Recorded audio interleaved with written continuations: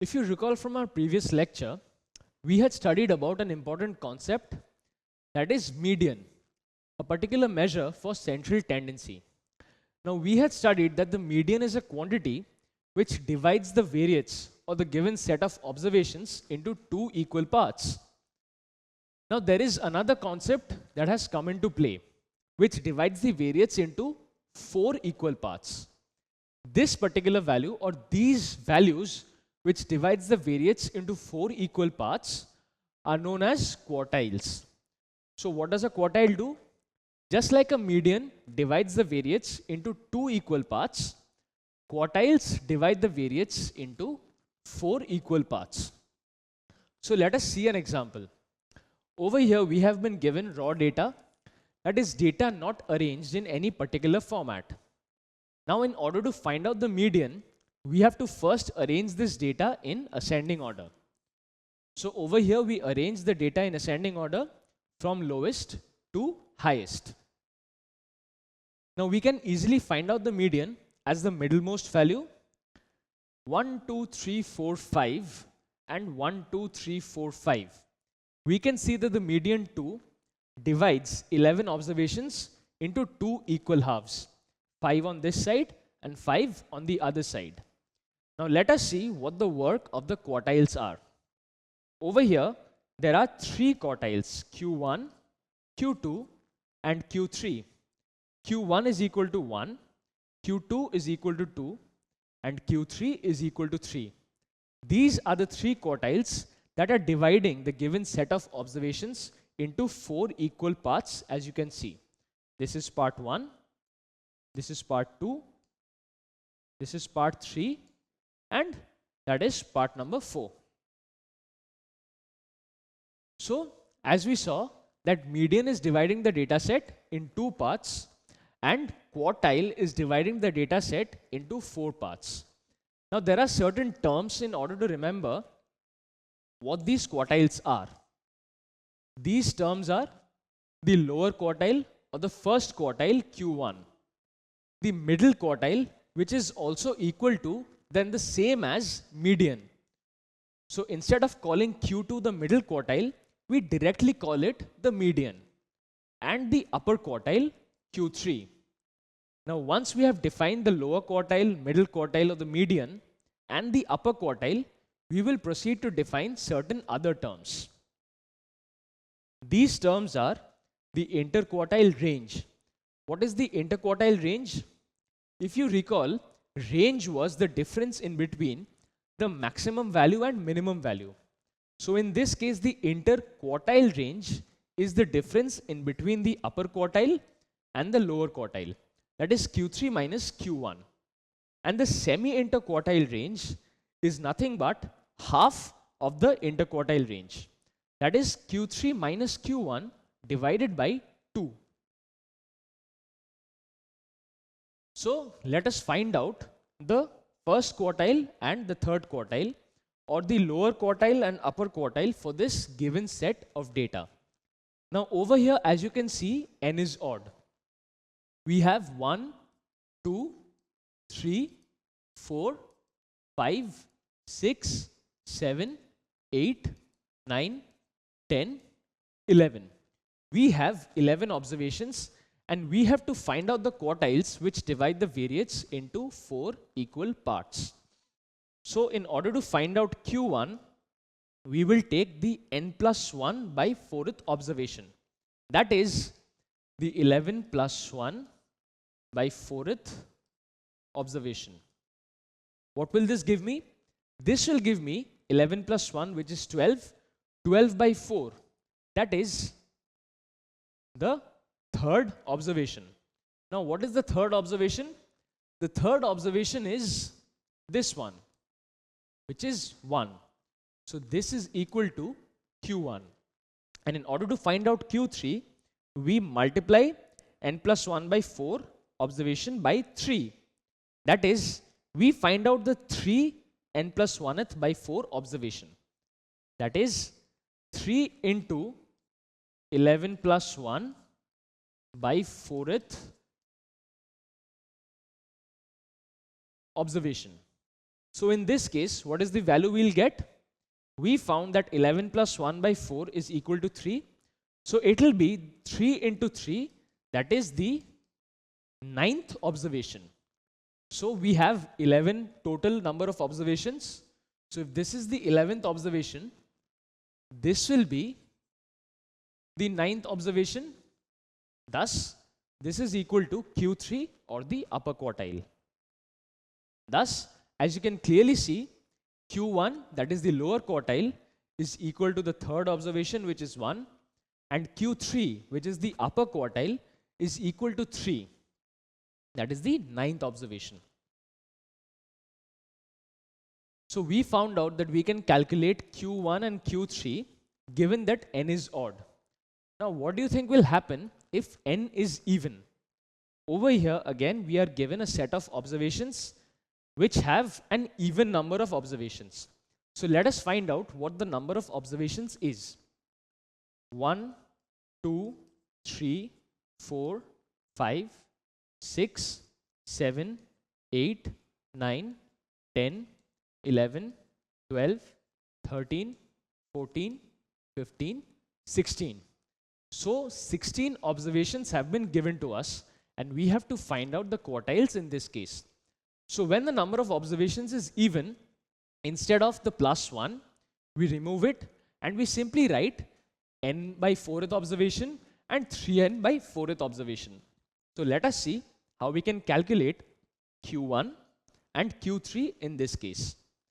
Q1 will be nothing but 16 by 4 or the 4th observation, and Q3 will be nothing but 3 into 16 by 4, that is the 12th observation.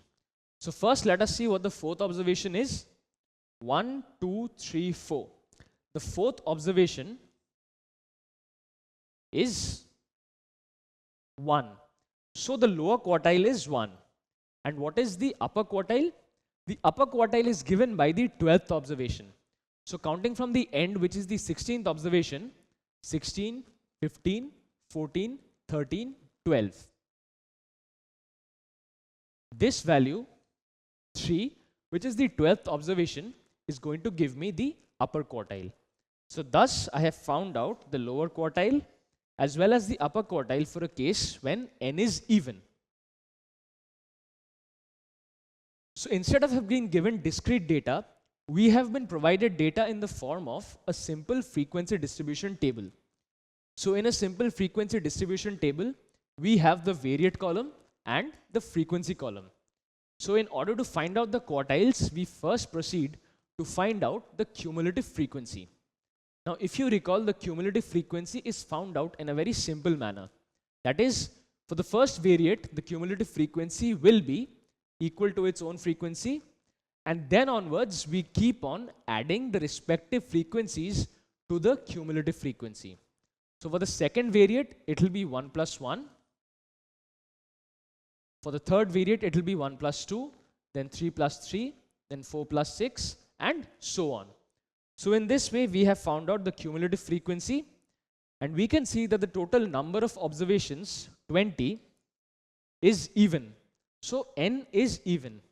So in order to find out the first quartile or the lower quartile, we find out the 20 by 4th observation or the 5th observation. So let us see where the 5th observation is.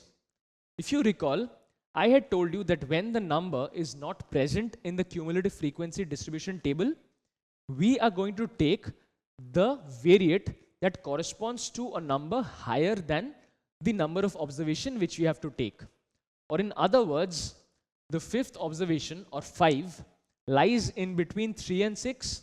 So conventionally, we consider the variate that corresponds to 6. Thus, the 5th observation is equal to 5. And we can say that the lower quartile Q1 is equal to 5. Now, what will we do for the upper quartile? Similarly, the upper quartile can be found out from the formula 3n by 4th observation. So in this case, n, which is equal to 20, is placed in this formula, And we get that Q3 is equal to the 15th observation. So let us find out where we can find 15 in the cumulative frequency column. Over here, 15 will lie in between 14 and 18. So we are going to take the variate which corresponds to 18. That is equal to 8. Thus, the 15th observation is equal to 8, and we have Q3, that is the upper quartile, equal to 8. Thus, we have found out Q3 and Q1, the lower quartile and upper quartile Q1, Q3 with the help of a frequency distribution table. So now we have been given data in the form of groups or classes instead of being given discrete data. So when we have been given data in the form of classes, let us see how we can calculate the quartiles. So again, firstly, we consider the cumulative frequency and we find out the cumulative frequency for each of the classes till the last class. And then we draw an ogive. Now from this ogive, we are going to calculate and find out what the value of Q1 and Q3 is. So firstly, we are going to find out the value of Q1, that is the lower quartile. So since n is even, we take a is equals n by 4. This value a will be the point which we have to find on the y-axis. Now n, which is equal to 30, divided by 4 will give me a value 7.5. So what I need to do is, I need to find where 7.5 lies on the scale on which I have taken in the y-axis. So this point corresponds to 7.5. From the point 7.5 on the y-axis, I draw a horizontal straight line which meets the ogive. And from that point on the ogive, I draw another straight line perpendicular to the x-axis. This point on the x-axis is going to give me the lower quartile or Q1. This particular point corresponds to 3.9, and it will depend on what scale you have considered for the respective axis. So over here, the required lower quartile Q1 is equal to 3.9. In a similar manner, we can find out the upper quartile or Q3. How? We calculate 3n by 4, that is 3 into 30 by 4. That is nothing but 3 into 7.5, which is equal to 22.5. Now I have to find out where 22.5 lies on the y-axis. So let's say 22.5 is over here because it is the midpoint of 20 and 25. Now from 22.5, I will draw a horizontal straight line.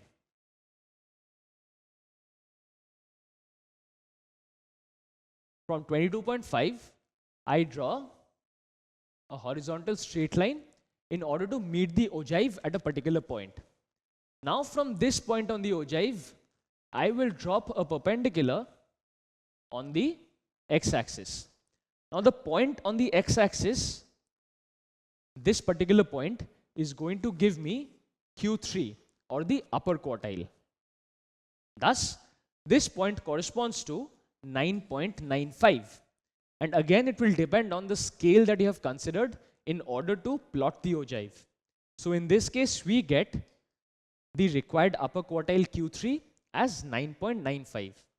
So from the ogive, we managed to find out Q1, which is equal to 3.9, and Q3, which is equal to 9.95. And these are the required lower quartile and upper quartile for this particular distribution of data.